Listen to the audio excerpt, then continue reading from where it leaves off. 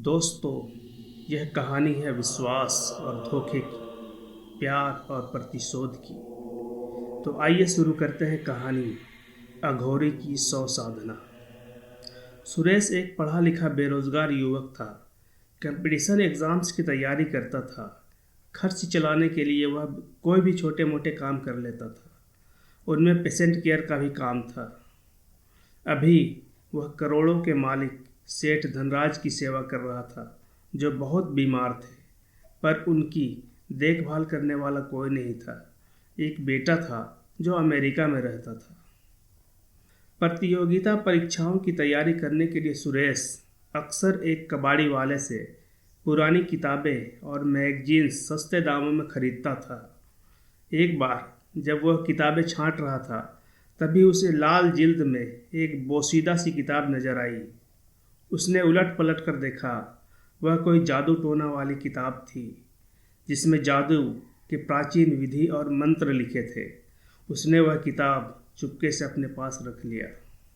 सुरेश चिंतित नज़रों से सेठ धनराज को देख रहा था। सेठ अपनी अंतिम सांसें गिन रहा था। वह हिचक रहा था। पूरे शरीर में ऐंठन हो रही थी।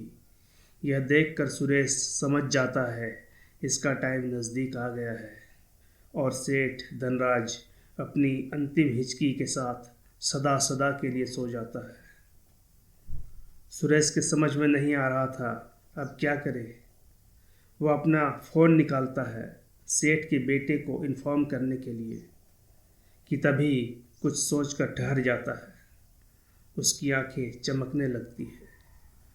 वह भागता है अपने कमरे की तरफ और जब वापस आता है तो उसके हाथ में वही लाल किताब होती है।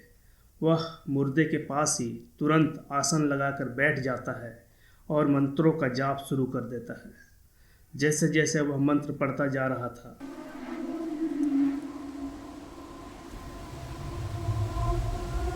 कमरे का वातावरण बदलता जा रहा था।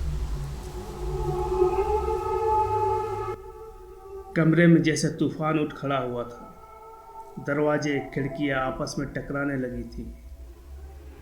सुरेश धनराज की आत्मा का आह्वान कर रहा था, लेकिन वह जिस मंत्र का जाप कर रहा था, उससे आसपास भटकती सभी आत्माएं आकर्षित हो रही थी।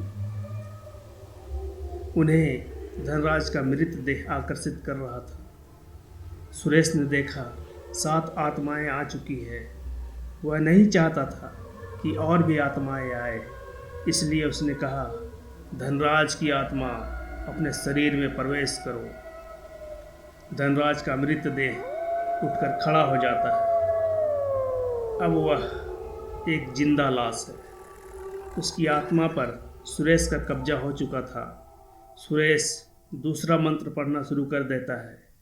बाकी आत्माएं एक एक कर वहाँ से गायब हो जाती है। सुरेश कहता है, सुनो धनराज, तुम अपनी सारी संपत्ति मेरे नाम कर दो।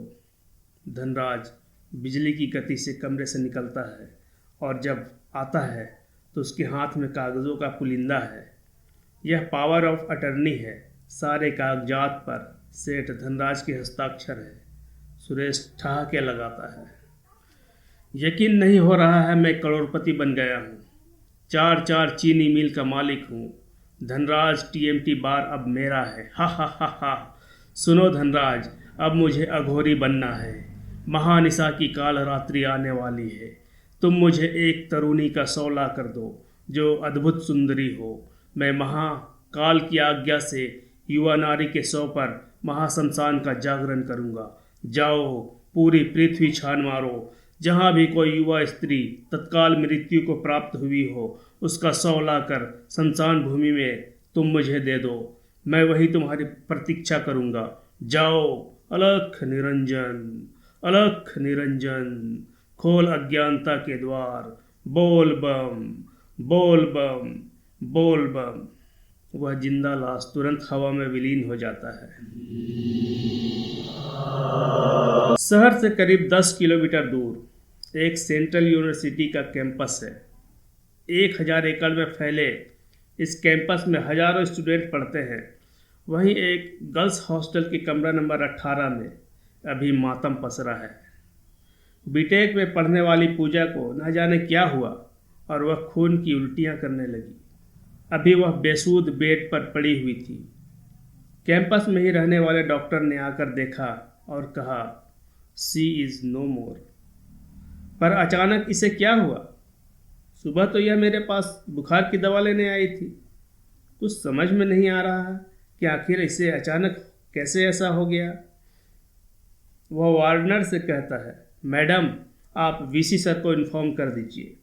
वार्डनर वीसी को फ़ोन करती है और उसकी सहेलियों से पूछती है, क्या इसका कोई करीबी आसपास रहता है? अगर रहता है तो उसे बुलाओ। निशा पूजा के बॉयफ्रेंड राहुल को फ़ोन कर सारी बात बता देती है कि तभी कमरे में मौजूद सभी लोगों के मुंह से चीख निकल जाती है। जिंदा लाश। धनराज हवा के झोंके की तरह कमरे में प्रवेश करता है और उनके सामने खड़ा हो जाता है। उसकी भयानक शक्ल देखकर सबके मुंह से चीख निकल जाती है। धनराज पूजा को किसी हल्की फुल्की गुड़िया की तरह उठाता है और खिड़की से कूदकर भागने लगता है। वह ऐसे दौड़ रहा था जैसे हवा से बातें कर रहा हो। पर राहुल, जो खबर सुनकर गर्ल्स हॉस्टल की तरफ आ रहा था, एक अजनबी के कंधे पर लटकी पूजा को देख लेता है और वह दौड़ता है उसके पीछे। अजनबी तो पूजा को लिए दिए अंधेरे में गायब हो जाता है। पूजा की मौत और एक भयानक चेहरे वाले आदमी द्वारा उसकी लाश को उठा लेने की खबर पूरे कैंपस में आग की तरह फैल जाती है। कुछ साहसी लड़कों ने उसका पीछा करने का फैसला कर लिया और अपनी अपनी बाइक्स निकालकर दौड़ पड़े उसके पीछे।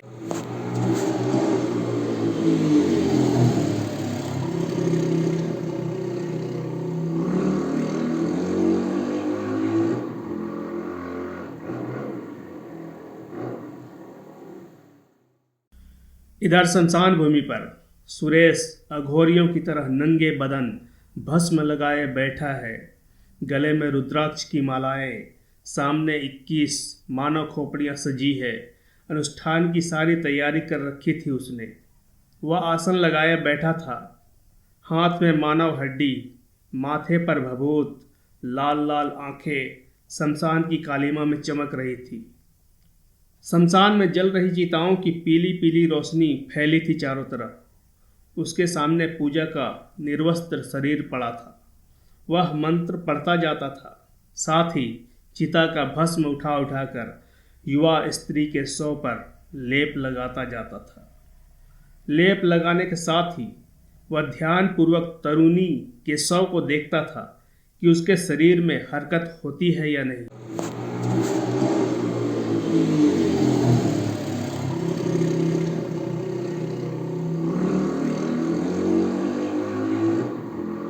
सुरेश की शव साधना में विघ्न पड़ गया। राहुल अपने दोस्तों के साथ आ धमकता है वहां। सुरेश चीखता है, धनराज रोको इन्हें, मेरी साधना में कोई विघ्न नहीं डाल सकता है। एक बार मेरी साधना सफल हो जाए फिर देखना भूत पिशाच डाकिनी साकिनी कैसे मेरे वश में होंगे। फिर दुनिया देखेगी एक अघोरी कितना शक्तिशाली हो सकता है। पर बाकी के शब्द सुरेश के मुंह में ही रह गए। जो निकल रहा था वह थी उसकी चीख। बैट, विकेट, लोहे का रॉड और हॉकी स्टिक के सामने अच्छा घोड़ी भी नाचने लगता है, और ये तो एक नौसिखवा घोड़ी था। कुछ देर के बाद